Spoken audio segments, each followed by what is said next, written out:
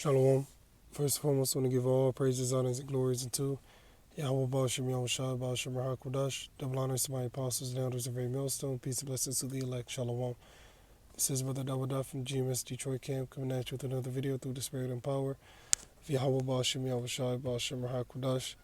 Today I want to do a video, alright, entitled The Harsh Reality of It All. The Lord's will this video be edifying to the elect.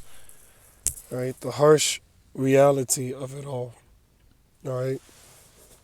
What I mean by that is the harsh reality, alright, is that our final destination to fully show our faith, alright, may be within a guillotine. Alright. In other words, we might just die for holding on to this faith. Okay, and that's the harsh reality. You got these different Israelite groups playing games with the proper understanding of what the MOTB is. Alright. They're playing a very dangerous game because this MOTB is literally life or death. If you take it, you'll die. If you don't, all right, you can also die, all right, but you will be greatly rewarded for maintaining your faith and integrity, all right. So in other words, if you take it, the Most High is going to destroy you, and in the kingdom you're going to have your head down for a while, all right, because you're going to know that you messed up. You shouldn't have did that, but yet you did, all right. Then on the other side, all right, you can hold on to your faith until the end. All right, your head may be in, when I say you, I mean our heads may be in the guillotine, all right, and it comes down and chops our head off. But guess what? In the kingdom, we'll be happy that we maintained our faith, all right, even to the end. And there's many different scriptures of different men of the Lord that held on to their integrity in the face of great adversity, all right. Case in point, Eleazar, pursuant to 2 Maccabees, the 6th chapter, all right. And he has that account as a memorial for his great integrity, resisting swine, all right, even in the face of death. Another great example is 2 Maccabees, the 7th chapter. The woman and her children that resisted to eat swine, all right, even under the penalty of death. See? And they have that for a memorial, all right, and that's still spoken about until this very day. See? So these different men of the Lord that overcome, all right, and resist the Sihib even unto death, all right, they're going to be spoken about also in the kingdom. Revelation 20:4. And I saw thrones, the thrones are the thrones of the house of David, and they sat upon them, and judgment, and they that sat upon them is the elect, and judgment was given unto them, judgment was given to the saints of the Most High. And I saw the souls of them that were beheaded for the witness of Yahushua, and for the word of the Most High, which had not worshipped the beast. The beast is America, NATO, all right, in the EU, which America is part of NATO. Neither is his image, which is this Romanized system. Because a lot of these different things that go on within this society, this system, go back to ancient Rome. The architecture of the building, all right. You got something called legalese. You got the different names of the different plants and such. But the botanical names, as they so call it, a lot of it goes back to the Latin. A lot of the terms for the body, the anatomical terms of the body go back to the Latin, okay, so on and so forth, okay. The way the government's set up goes back to ancient Rome. See, so this is Rome all over again, just revamped, all right. That's the image. Neither have received his mark upon their foreheads. And what is that mark? The karagma, all right, karagma, all right, the thing that's inserted, the imprinted mark. Or in their hands, meaning either hand. Don't matter what hand you get it, no matter where you get it. If you get that Sihib, the Most High will judge you. But these individuals here in this verse, they resisted the Sihib, even unto death. So here it is, they resisted the Sihib, and Esau chopped their head off.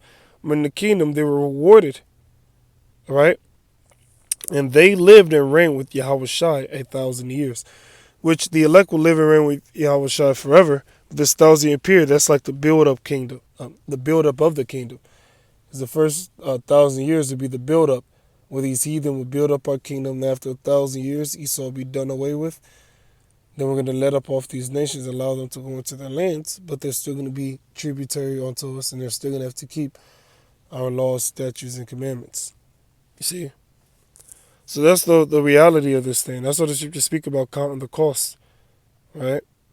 Because this devil, pursuant to Revelation 12 and 12, he's going to come down having great wrath, right?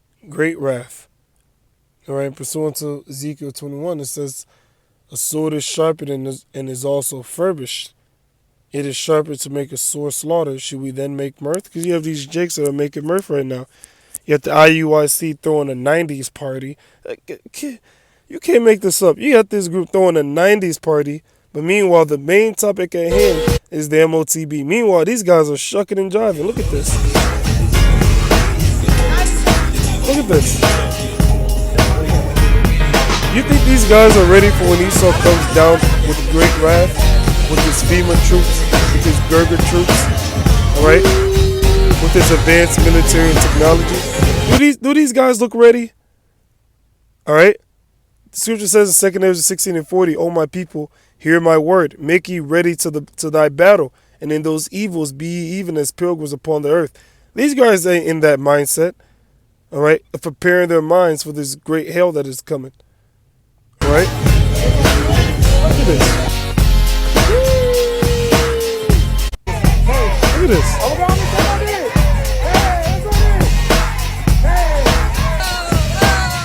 Do you think these guys are ready for this hell that's getting ready to break loose? Of course they're not. Revelation 2 verse 10. For none of those things which thou shalt suffer, behold, the devil, that's evil E, shall cast some of you into prison, that ye may be tried, and ye shall have tribulation 10 days. Be thou faithful unto death, and I will give thee a crown of life. So we want that literal crown. We see these guys, they're too busy making mirth. They don't understand that this devil's getting ready to cast some of us into prison. He's even getting ready to behead us. But these guys are making mirth. See, they don't know the reality of this thing. You see, we're in good case, good company, because why? We understand, right, that Yahweh Ba'Shem Yahushua got us as long as we abide within his word. Because thou hast kept the word of my patience, Revelation 3 and 10. Keeping the word of his patience, meaning we read the scriptures and we did what the scripture said. I also will keep thee from the hour of temptation. Meaning what? He'll put the spirit upon us to resist the chip, even unto death, which shall come upon all the world. That word there for world is oikoumene, meaning the entire inhabited earth, to try them that dwell upon the earth. So as long as we abide within this word and do what the word says, and abide within this doctrine and keep teaching, the Most High will put the spirit upon us to resist that chip, even as he put the spirit upon the woman and her children to resist to resist the swine, even unto death. See, the Most High put the spirit upon them to resist it, even unto death. The Lord will do the same for us now. The things are written aforetime, written for our learning. All right, Lord's will for part of the elect. The Lord won't allow us to get chipped. Point blank. Period. Our praise, honors, and glories be to Yahweh Ba'Shem Yahushua, double honors to my apostles and elders of every millstone. Peace and blessings to the elect. Shalom.